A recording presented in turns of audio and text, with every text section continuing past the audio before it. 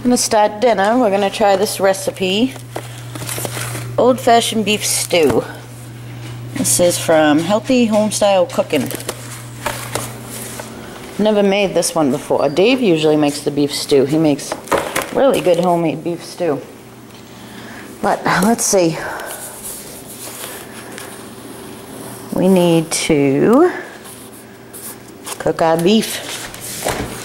So you need some stew beef, stew meat, whatever. You can use any kind you want, really. Garlic.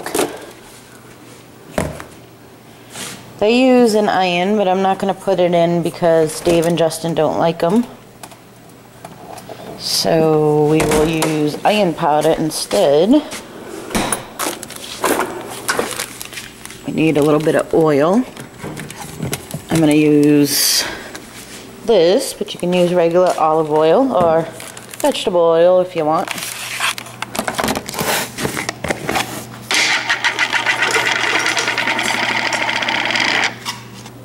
Just put your oil in the pan. You probably only need about 2 tablespoons. You want it on medium-high heat. And if you have fresh garlic, it's 2 cloves, minced. I already have this stuff, so I'm going to add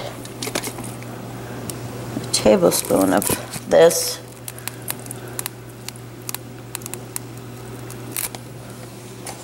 I'm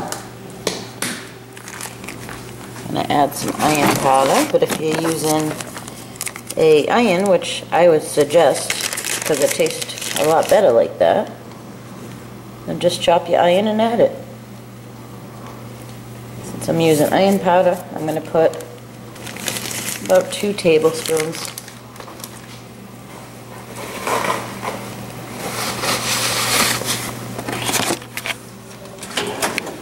We're going to get our beef in there. Maybe one of these days I can get Dave to do his homemade beef stew and show you guys that, because it's really good. He puts tomato, I think tomato soup in it or something, I don't know. We're just going to let this go until the beef is browned. And then I will show you guys the next step.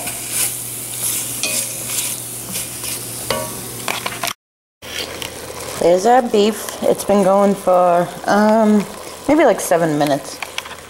And I actually wound up adding half of an onion, and I just minced it because I just think you really need that flavor in there.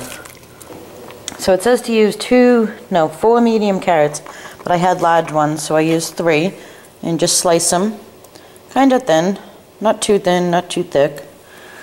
And said 2 medium potatoes, but I had smaller ones, so mine were about this size, so I used, this is 4, and you just dice those into kind of like bite-sized pieces. So now that we have all that, this is the beef broth I'm using. It says 14 ounces, but I'm going to use this whole thing, which is 32 ounces. We're going to add in our potatoes and carrots.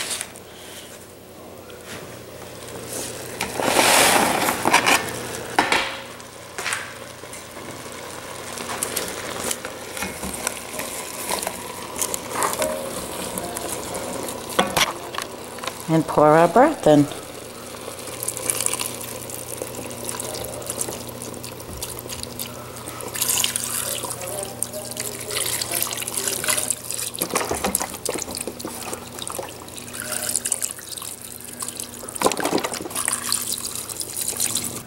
I'm going to turn it up and bring it to a boil.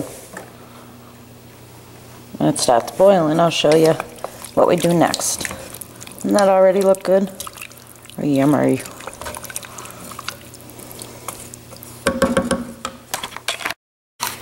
So this seems like a pretty straightforward, plain beef stew. But it's supposed to be a little bit better for you. Regular beef stew is just loaded with sodium. So this one's supposed to be a little bit lighter on the sodium and the cholesterol. I would add some green beans too, but I don't have any and I didn't think to get any. But if you're gonna make it, I would definitely add green beans. It's very good with green beans in it. Sometimes I hate the way they word things in cookbooks. Look at this. Bring to a boil. I mean, it says then reduce, but bring to a boil, do not boil. Bring to a boil, do not boil. Alright, we're boiled. So it's a good boil we got going on. We're going to cover it and turn it down to medium-low and let it simmer for 30 minutes or until everything's tender.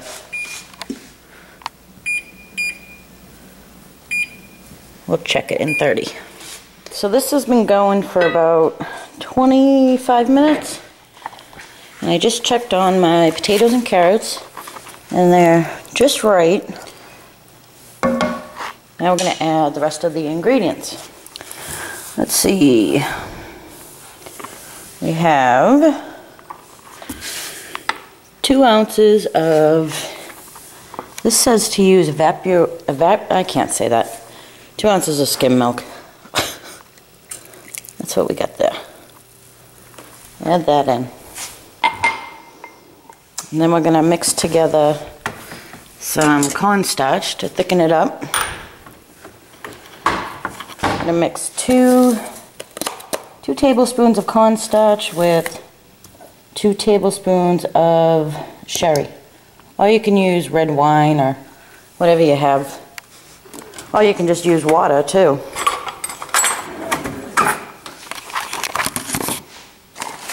Cornstarch everywhere.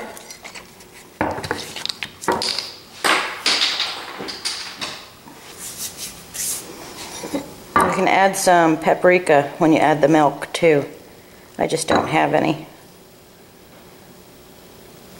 If you do add it, it is 1 teaspoon.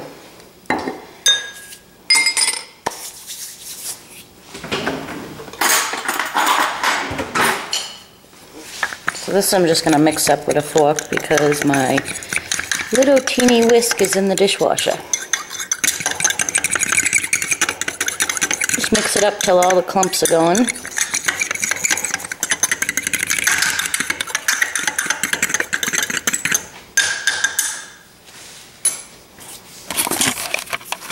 And we're just going to pour that right in. And that should thicken it up. I have it on low, very low actually. And we're just going to let it go until it starts to thicken up. It smells really good.